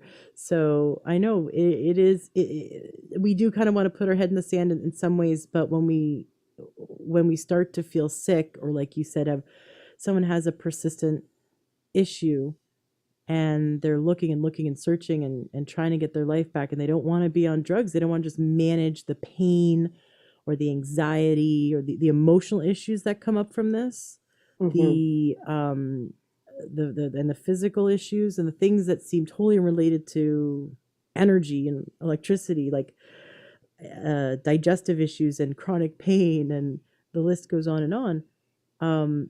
But when someone is motivated enough to change it, then they'll look, and hopefully, because the listeners are listening to a show about how to achieve optimal health, they will be curious and interested and want to put on their lab coat and go and become the scientist and go, let's experiment. Let's try unplugging things near our bed, and let's try turning our cell phones off and turning our Wi-Fi off. And let's just see and just, expect to possibly have a subtle change, which we all did. Everyone, our family noticed something subtle, but definitely noticed something. And what I'd like to point out is think back to the last time you had a power outage in your area where the power was off during the night. So this happens a few times a year here because we've got big windstorms, and sometimes we'll have days without power. I always notice I get the absolute deepest, most restorative, most restful sleep when the power is off in our entire neighborhood. And it's undeniable. We all feel amazing and undeniable.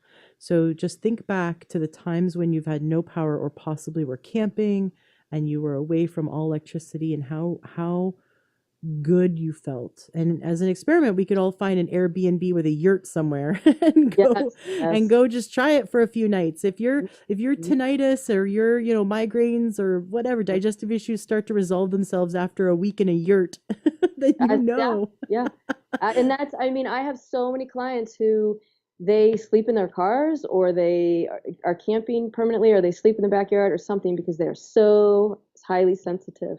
But they can sleep when they're away from all this stuff. It's amazing. Let's talk about your clients. Tell us some stories of success you've had working with people. Some sort of give us the before and afters Yeah, experiences yeah. of people working with you. Sure. Well, what the biggest response I see from my clients is sleep. That's usually the very first thing they notice is, oh my gosh, Kathy, I haven't slept through the night in 5 years. I turned everything off last night and I didn't wake up one time. And it's just, I mean, I get chills when I hear people tell me that, and when they talk about how much better they're sleeping, because as a nutritionist, I tell people this all the time. If you can eat the best diet in the world, you can take the most amazing supplements, you can have the best exercise routine, but if you're not sleeping at night, none of that matters, because you're not going to get the rest and repair that you need if you're not sleeping. So if I'm ever working with someone, somebody comes to me with a thyroid issue, I say, how are you sleeping? That's the very first thing. And we have to really narrow that down, their sleep, because Mm-hmm. your thyroid's not going to improve if you're up half the night or your sleep quality is really poor. Um, in fact, I just wrote an ebook, a 30-page ebook on sleep, specifically because I feel like this is so important. And you can get it for free on my website if anybody wants it.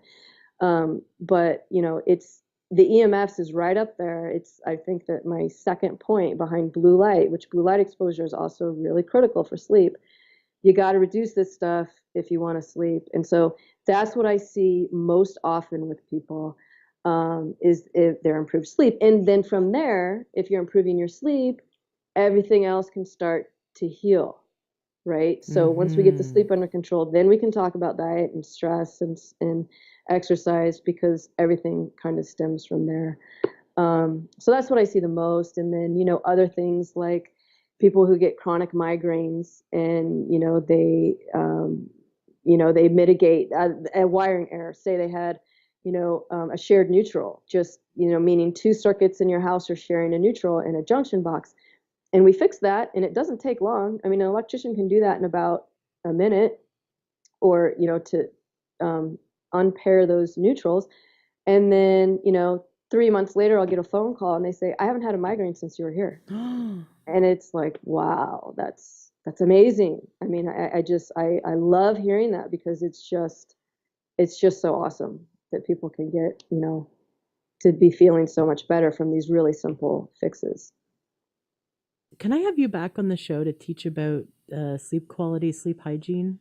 Absolutely. It's my favorite topic, because I Nice. dealt with sleep issues for so long. Mm-hmm. And when I started to, understand all this stuff, and really, again, it's getting back to nature. Mm-hmm. And electricity, in our walls is not being close to nature. So it's my entire ebook, and everything that I help my clients with is, let's get back to nature as much as possible, and then our sleep improves. So yeah, I would love to talk about that. Okay, let's do it. I'm also very passionate about that subject. As you know, I also do health coaching, and that's so that'll be a Hmm. lot of fun to go back and forth with you about that subject, and how to deepen. Even people who say, I have had so many clients who kind of glaze over that question, like, oh, I sleep fine. Huh? I might fine. I My know sleep is fine, it's and I'm like, okay, when do you go to bed? How many times do you wake up in the uh, night? How do you feel when you wake up? And you start diving in, and they're like, right. they start off with like, I sleep fine, but they get Hmm. like 4 hours of sleep a night, or I sleep fine, but they wake up 5 times in the night, or I sleep fine, but they're like totally exhausted in the morning,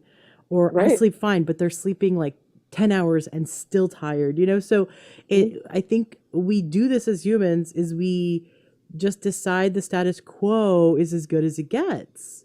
And it's Right. not. Everything that's status quo in your life can be improved upon, Yeah, and can get absolutely. even better. So regardless of whether someone thinks they have good sleep or not, they would definitely benefit from learning from us talk about that.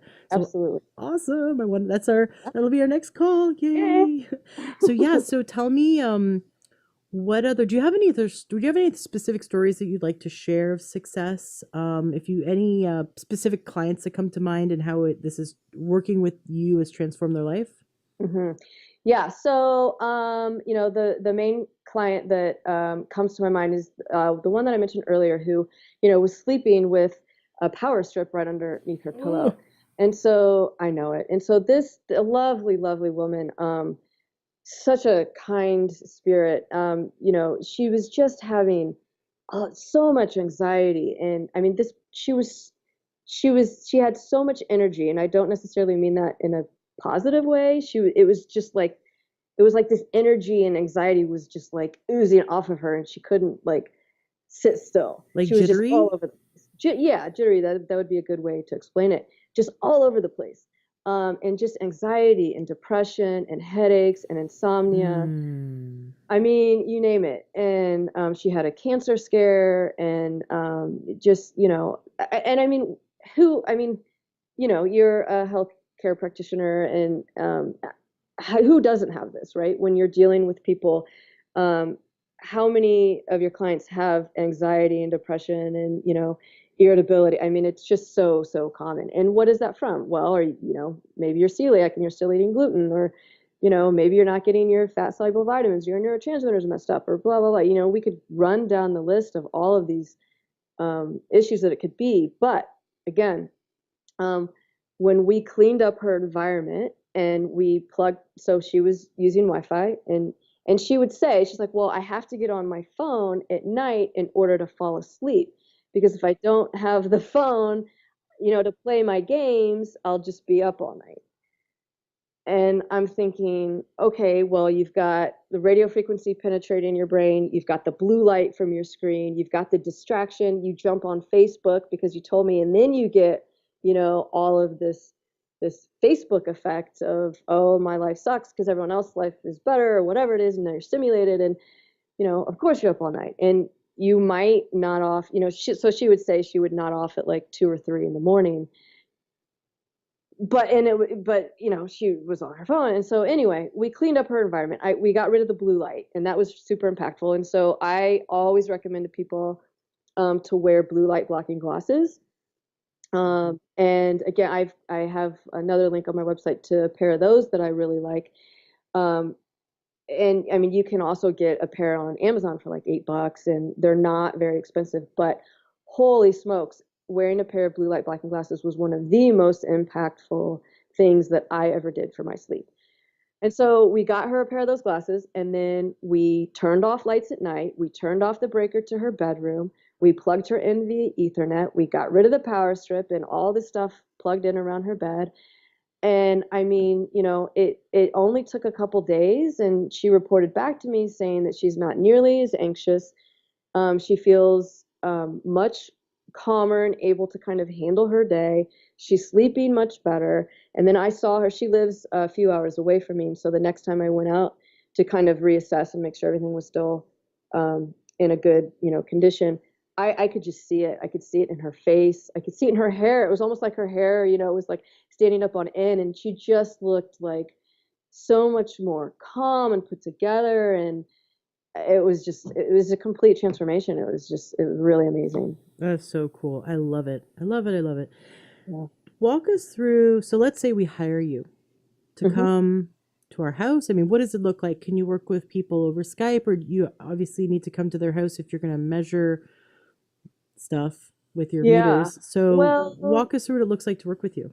sure. Okay. So we can, an in-home assessment is best. So I'm in Idaho. I do travel. So people will have me travel to their location, if that's in the budget. But typically I'm doing these assessments in Boise, in the Idaho area.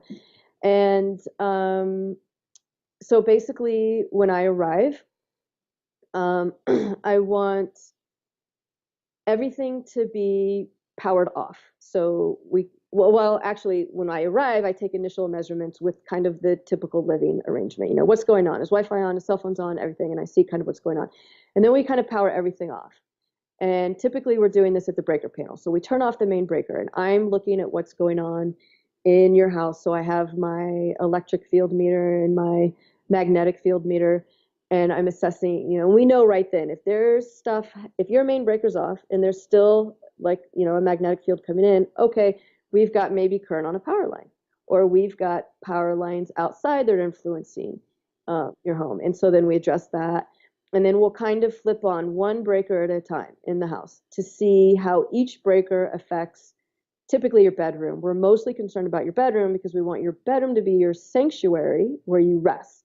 So we're looking at the bedroom. What does each breaker do? And so we go through that. And, this can be really time consuming. I mean, we could be there from typically 3 hours is a minimum to all day. Or if we find bigger issues, depending on the size of your home, it could be, I'd have to come back the next day or whatever it is. And so we check all the electric fields and then we test to how to mitigate that. It's best if you turn off this breaker, and this breaker for sleep at night. And so, I give you really concrete recommendations about what you need to do. Or maybe, keep this breaker off all the time. You don't need it on. It's this bedroom back in the corner that nobody ever uses, and it's really impacting the rest of the environment. So just keep it off. Or I might work with an electrician who is there, and we can say, let's install a kill switch in the bedroom. And that means that I can flip a switch and I'm turning off the breaker from my bedroom rather than going out into the garage or wherever your breaker panel is to turn it off every night, which is really cool. So we do that with electric fields. We do the same thing with all the magnetic fields. Then I get out my radio frequency meters, and then we just troubleshoot. Okay, I'm getting a really high reading over here. Well, what's that thing plugged in the corner? And, I get this response all the time. Oh, I don't know. My grandmother gave me that for Christmas. I don't even know what it is. And it's something that's emitting radio frequency. So we unplug it and the radio frequency goes down. So, we keep unplugging stuff or moving stuff or plugging in or whatever, so that, it's really like being a detective. So you're just going around the whole house with your meters, and, as I get closer, oh, here it is, or there's a radio frequency when we can't find it. So we walk around the house until, the meter starts just going absurd, and it'll help us pinpoint where that radio frequency is coming from. So we do that, and then we troubleshoot, and then we do the same thing again with the dirty electricity. And so that is kind of a complete assessment. And then if we find something like a wiring error or current on the water pipe, well, then we have to call an electrician and potentially a plumber. And then I'll have to come back when they're there, and then I can troubleshoot with them until we figure it out and we mitigate the problem.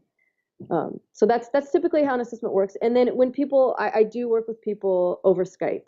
And what this involves is usually they're going to buy a meter, a Coronet or a tri-field meter or something like this. And then over Skype, and it's going to have to be via Ethernet connection because that would skew our readings. But over Skype, the homeowner will walk around with the device, tell me what they're finding and where, and then I'll be able to give them input as to, okay, I think what's happening is this circuit is on, so let's turn that breaker off and let's see what happens. So we can do it via Skype as well. It's a little bit more cumbersome, but it works, and it can save some money potentially. And then you learning how to use that meter so that you then in turn you can, have some self-empowerment, and you can continue to check once you learn how to use the meter, and it kind of sets you up for success because then you don't need us, you don't have to keep calling us in because you know how to use the meter now. Right. Love it. So cool. Very cool. So listeners who want to talk with you, potentially hire you, or pick your brain can go to wholehomeandbodyhealth.com. All your information's there. Plus all the free information. You've got lots of great resources there. Yeah. Yeah. Awesome. And then we're going to have you back on the show to go over sleep, which I think is going to be a really fun episode to do with you.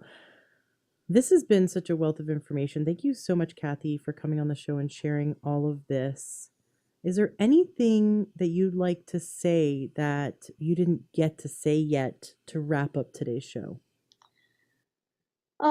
Well, I guess, I just, well, first of all, I want to say thank you so much for having me on because it's been such a pleasure to speak with you. And, I think we're kind of on the same page at how we view all this stuff. And it's always really refreshing to have support when you're talking about this topic because most people don't want to support this topic because it's tough. And, I guess I just want to say that, our phones and our computers, they are designed in a way to keep us coming back.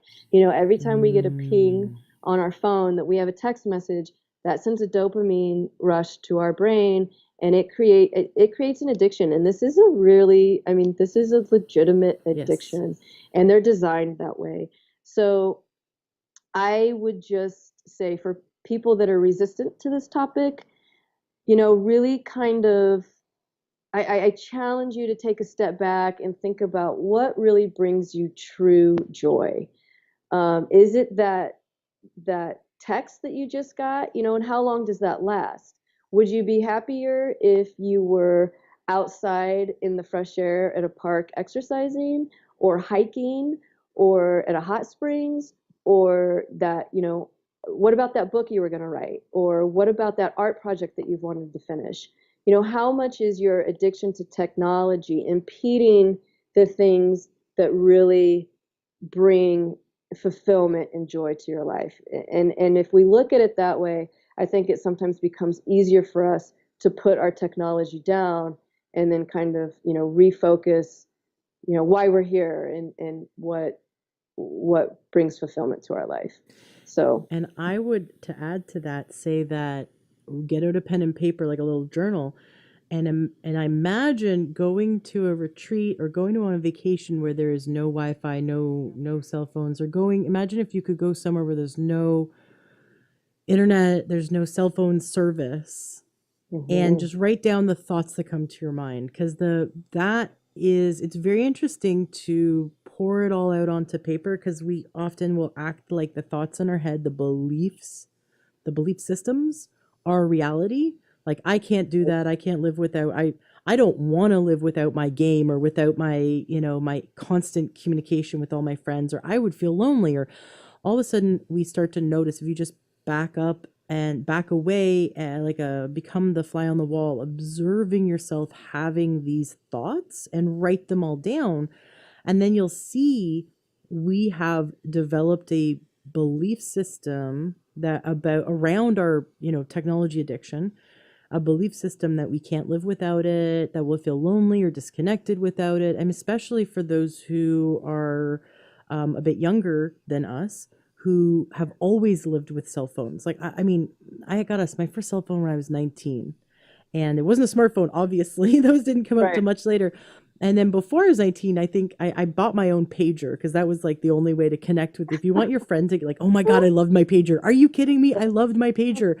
I was like 16 with a pager, and I thought it was the coolest thing in the world. And then I'd find a payphone and call my friend, like, because I was out and about, and we only had like a home phone and a payphone, but I had Yeah. a pager, so you could get a hold of me anytime. It was awesome. Yeah. And yeah, but I can imagine, if we grew up having smartphones, or if we went to high school with smartphones, and all of a sudden you're saying, like, go on vacation without one, or live life using it less, like, that just seems like you're taking away my friends and family from me, so Yeah. write out these beliefs, these thoughts that come to your mind as you think about a vacation without any, or going to a place where there wouldn't be any self-service, wouldn't be any computer internets, and what beliefs come to your mind, what emotions come to your mind, Mm. and just look at it and examine it, because sometimes we live through our belief systems is what governs our behaviors. And so if we believe that we need this technology in order to feel connected, then we won't give it up. And I'm not saying we have to give it up, but I'm saying that we won't have freedom from this addiction until we um, realize that it's a tool that we can pick up and put down and Mm. use when we need it, and that we can find even deeper, more meaningful connection without it. So It's yeah, beautifully said. Yeah, I agree completely. yeah, and I'm right there with you, looking at my own tendencies around my cell phone, and playing a little game on it or something, or that gamification. It's absolutely gamification.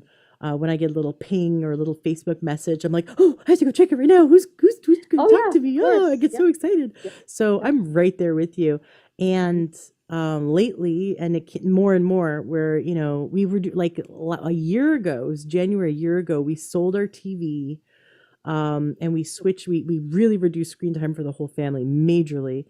And more recently, we're getting into arts and crafts, and Uh, I just, like, this weekend we did tons of crafts at the dining room table, and I just kept looking at my son going, like, this is so much more rewarding than sitting on an iPad all day. Like this is like so Yeah. rewarding and so much fun. So yeah, the things that we can do even just to lessen the screen time, Right. not taking it away, but lessen it, and then and get out in nature as much as possible, because that's also lessening our exposure to this stuff, but Hmm. also increasing all the health benefits that come with getting out in nature with our friends and family. So Cathy Cooke, thank you so much for coming on the show today. This has been a lot of fun, and this isn't goodbye, because you're going to come back on and we're going to talk about sleep.